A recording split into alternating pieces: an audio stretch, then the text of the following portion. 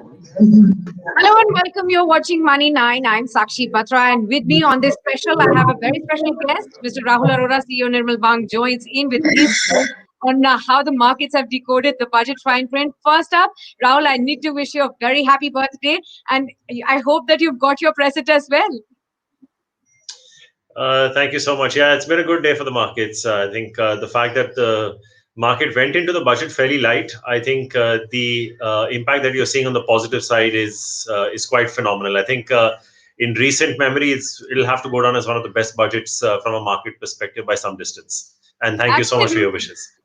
Absolutely. And I want to understand from you that is it the absence of the COVID tax or is it the other announcements that made the market happy today? So I think the market was almost at 14,800, and then you had about 1,000 point correction, taking it down to 13,800. Some of that, of course, was global. You can't deny that. But of course, there was a certain apprehension in the market that there would be something to do with long-term capital gains tax. The government was obviously going to be constrained on finances, and there was some talk about a wealth tax or a COVID cess or something like that. The fact that none of that came through, I think, was a huge fillip to the market. It was almost a sigh of relief.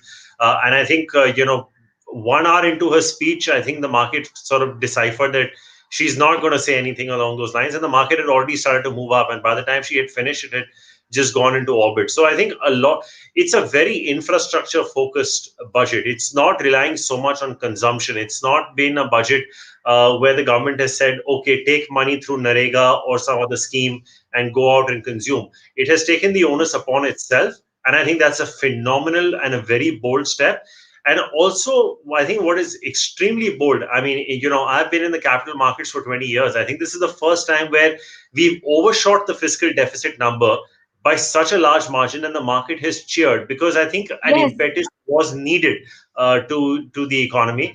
And I think, they've not minced words. I mean, for lack of a better term, they just told the rating agencies to go take a walk. And I think this is, she started off her budget talking about India defeating Australia down under in the Test Yes. series. So, this is a new India that you're seeing. I think, this government has been in office for the last 5 or 6 years. There have been trials and tribulations through demonetization, GST, COVID. But this may just be the coming out. The boy could just be becoming the man right now. And this could be a new India where you say we're going to do things our way. And we know how to take care of ourselves. And as the Prime Minister says, this could be, we keep sort of laying the blocks for an Atmanirbhar Bharat, for a self-sufficient India. Absolutely. And, she did say right in the beginning that this will be the dawn of a new era. And that's what we are seeing. A whole lot of focus on the right sectors, just as we wanted. And maybe, people are actually saying in the affirmative that this could well be the historic budget that she had promised. What about you? It will be. But I think, as they say, the fruit of the pudding is in the eating, or something to that effect. The taste of the pudding is in the eating. But, I think the 1991 budget that Dr. Manmohan Singh also presented was a dream budget because of the shape and form it took years down the line. I think when we look at this budget 5 years from now, even if 70% of this is implemented, India is going to be in a totally different orbit in terms of growth. I mean, we're quibbling about what the growth rate could be next year because you're going to have a very depressed base. Let's not forget you've gone down so much. So when you go down that much, anything on the way up, the base effect is going to be in your favor. But I think, the growth rate that you're talking about in FY 23, 24, she's gone as far as talking about, coming down to a 4.5% in FY 26. I think this is going to go down as a momentous budget. There is no question. I don't think the government needs to actually implement this in its entirety for it to be a historic budget. Like I said, Right.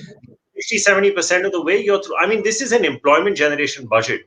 The kind of kilometers you're talking about in terms of roads, the kind of privatizations you're talking about, it's just going to create a whole host of jobs. So I think, and that's Right. going to have an impact on consumption. So, Rahul, I really need to interrupt you, and I'm really sorry about that. The Prime Minister is going to be speaking live, and I'll connect with you right after this speech so that we can discuss a whole lot about what investors should take from this budget for sure. So I'll connect with you again. Thank you so much for now. Sure. Thank you.